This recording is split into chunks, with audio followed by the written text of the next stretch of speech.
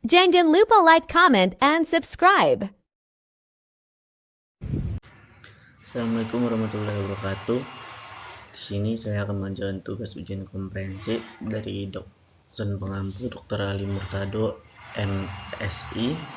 Sebelumnya saya izin perkenalkan diri terlebih dahulu. Nama saya Sigit Hikmal Febrian dengan MPM 211080084. Oke, di sini kita akan masuk di kualitas pribadi konselor. Apa sih kualitas pribadi konselor itu? Yaitu semua kriteria keunggulan termasuk pribadi, pengetahuan, dan wawasan, keterampilan, dan nilai-nilai yang dimiliki yang akan memudahkan dalam menjalankan proses konseling sehingga mencapai tujuan dengan berhasil dan efektif. Kepribadian seorang konselor ini merupakan faktor penting dalam konseling karena kepribadian konselor merupakan titik tumpu yang berfungsi sebagai penyeimbang antara pengetahuan dan keterampilan dalam konseling. Kepribadian konselor merupakan kunci yang berpengaruh dalam bimbingan konseling. Oke. Kualitas pribadi mempengaruhi proses bimbingan. Yang pertama, pengaruh karakter terhadap keberhasilan bimbingan. Karakter yang kuat dan positif dari seorang konselor terbukti mampu menciptakan suasana yang kondusif untuk bimbingan. Terus konselor dan kepekaan sosialnya dalam bimbingan, konselor yang peka terhadap kondisi sosial masyarakat akan lebih mampu memahami kebutuhan klien dengan baik. Memahami kebutuhan klien dengan baik menghasilkan bimbingan yang lebih relevan. Menurut Kanfanak, mengemukakan terdapat 12 kepribadian konselor yang efektif yang perlu dimiliki oleh seorang konselor itu. Yang pertama, pemahaman diri. Yang kedua, kesehatan psikologis. Yang ketiga, terpercaya. Keempat, jujur. Kelima, memiliki kekuatan. Keenam, kehangatan. Ketujuh, respon yang aktif. Ke-8, kesabaran. Ke-9, sensitivitas. Ke-10, kebebasan mengambil keputusan. Dan yang kebebasan. Ke-11, mengambil keputusan. Dan ke-12, kesadaran holistik. Nilai-nilai kepribadian konselor.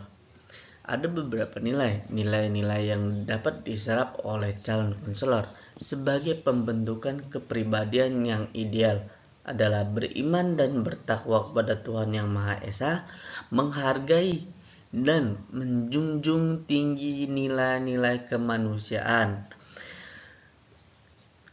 individualitas dan kebebasan memilih, menunjukkan integritas dan stabilitas kepribadian yang kuat, dan menampilkan kinerja berkualitas tinggi. 2. Menghargai klien dengan baik, yang dimana seorang konselor memiliki sikap menghargai klien yang datang kepadanya. Rasa penghargaan untuk klien ini harus mampu diberikan oleh seorang konselor tanpa syarat apapun. Cara ini akan membuat klien merasa nyaman sehingga dirinya akan bersedia terbuka terhadap kita. Terus yang ketiga, kemampuan menerima klien dengan kondisinya. Kondisi apapun.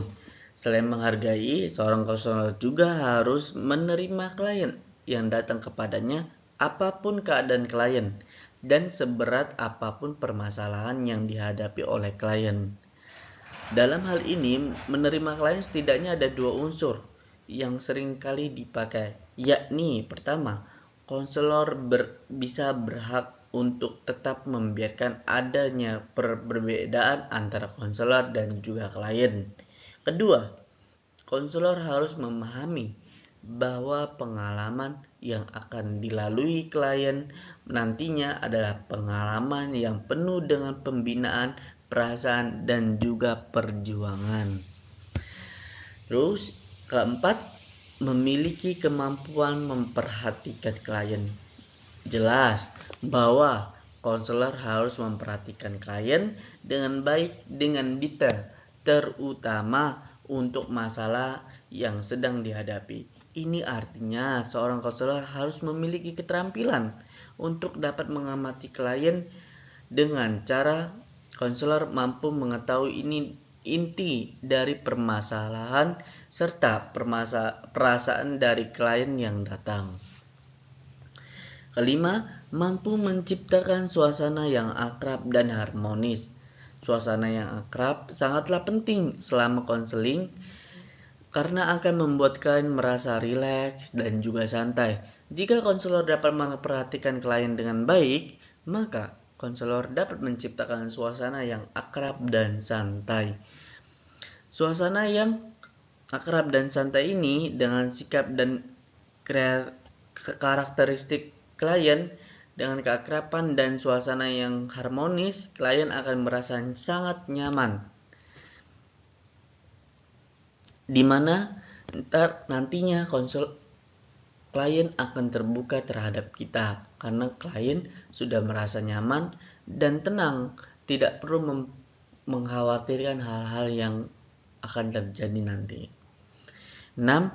Harus genuine atau asli. Semua orang mungkin bisa berpura-pura perhatian atau akrab dengan klien. Namun, sebenarnya klien akan dapat merasakan apakah konselornya yang didatangi ini benar-benar memperhatikan dirinya atau tidak.